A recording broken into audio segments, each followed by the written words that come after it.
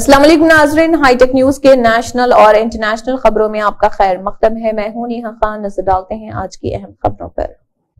हुकूमत हिंद वज़ारत अक़लियती उमूर की जानिब से हज 2024 के एक्शन प्लान को बाकायदा मंजूर किया गया। एक्शन प्लान में तारीख, रियासती, मरकजी, ज़ेर इंतजाम इलाकों के अलावा तमाम मुतल्लिक़ा एजेंसियों को इस पर अमल में लाने की जरूरत पर जोर दिया गया। हज कमेटी ऑफ इंडिया के मुताबिक हज कैलेंडर में किसी भी तरह की ताख़िर से हज का मजमूई इंतजाम मुतासर होगा। उम्मीद की जाती है कि मुतल्लिक़ा तमाम एजेंसियां हज 2024 की कामयाबी के लिए और आज़मीन हज को बेहतरीन खिदमत फराहम करने को मुकर्ररा वक्त में काम करने की कोशिश करेंगे। चंद अहम तारीख इस तरह हैं। हज पॉलिसी एलामिया हज दरख्वास्तों की ऑनलाइन हुसूली का आगाज 4 दिसंबर 2023 से किया गया। दरख्वास्तों की हुसूली की आखिरी तारीख 20 दिसंबर थी, जिसको बादजा 15 जनवरी 2024 तक तौसी दी गई। हज कोटा और दीगर मसाइल पर 5 दिसंबर को इजलास मुनक़िद किया गया। हवाई जहाजों के लिए दिसंबर में ही टेंडर दिया गया। ट्रेनर्स का इंतखाब जनवरी 2024 के पहले हफ्ते में अमल में आएगा और उनकी तरबियत फरवरी के पहले हफ्ते में होंगी। कांग्रेस के सदर मल्लिकार्जुन खड़गे ने भारतीय जनता पार्टी और राष्ट्रीय स्वयंसेवक संघ आरएसएस को बुज़दिल करार देते हुए कहा है कि खौफ की वजह से ही उन्होंने अंग्रेजों का साथ दिया था और अब उनकी हुकूमत पिछले 10 सालों से इख्तिदार में है, वो मुल्क के लोगों को परेशान कर रही। खड़गे ने कहा है कि मुल्क में खौफ का माहौल है और ये माहौल उन लोगों ने पैदा किया है जिन्होंने खौफ के मारे खुद अंग्रेजों के साथ काम किया था।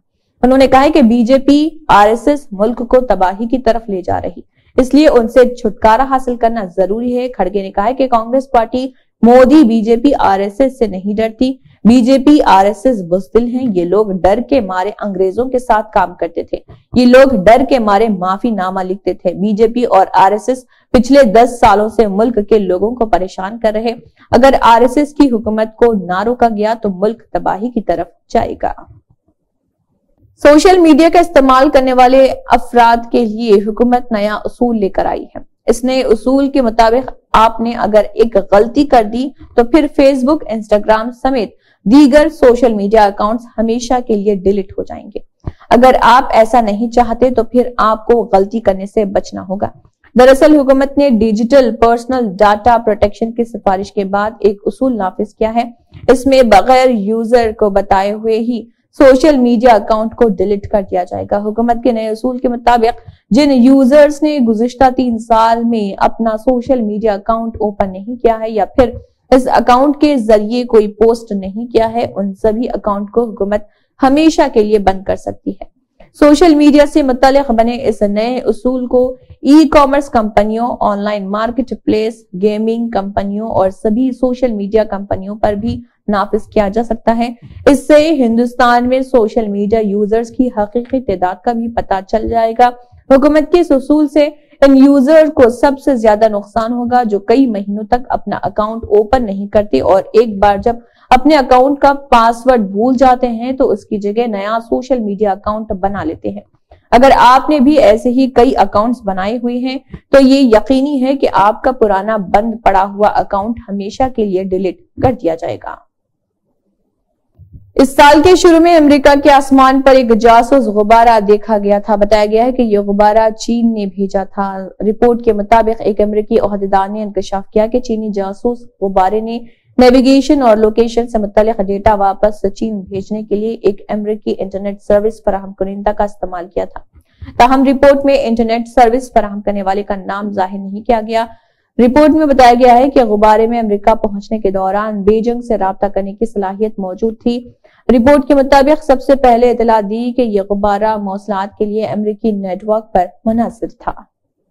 आसानी से हासिल होने वाले खुर्दनी मशरूम कोविड-19 और दीगर इन्फ्लुएंजा इन्फेक्शन से बचाने की सलाहियत रखते हैं। साइंस और टेक्नोलॉजी की मरकजी वजारत ने कहा कि मशरूम और उसके अनासर में कोविड से लड़ने की सलाहियत है।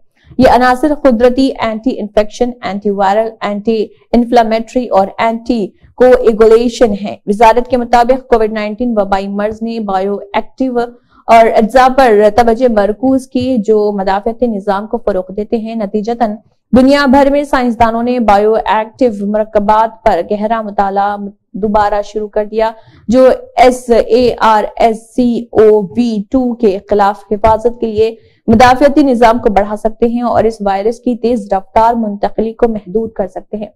نتیجتاً جڑی بوٹیوں کے ذرائع اور خوردنی مشروم کے بائیو ایکٹیو مرکبات نے اپنی آسان دستیابی، اعلیٰ اینٹی آکسیڈنٹ سرگرمی، غذائیت کی قیمت اور کم ضمنی اثرات کی وجہ سے تجارتی دلچسپی حاصل کی۔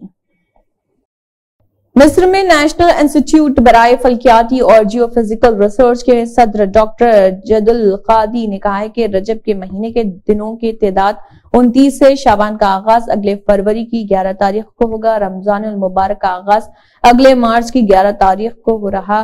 رپورٹ کے مطابق قومی ادارے برائے فلکیاتی اور جیو فزیکل ریسرچ کے صدر ڈاکٹر جد القادی نے اعلان کیا ہے کہ انسٹیٹیوٹ کی سن ریسرچ لیبارٹری کے فلکیاتی حسابات کے مطابق رواں ہجری سال 1445 عیسوی کے ماہ رجب کا آغاز ہفتہ 13 جنوری کو ہوگا، لہٰذا فلکیاتی حساب سے ماہ شعبان کا آغاز اگلے فروری کی 11 تاریخ کو ہوگا اور رمضان المبارک کا آغاز اگلے مارچ کی 11 تاریخ کو ہوگا۔ انہوں نے مزید کہا کہ چاند اس دن غروب آفتاب سے پہلے مکہ اور قاہرہ کے ساتھ ساتھ بیشتر عرب اور اسلامی دارالحکومتوں اور شہروں میں غروب ہو جائے گا۔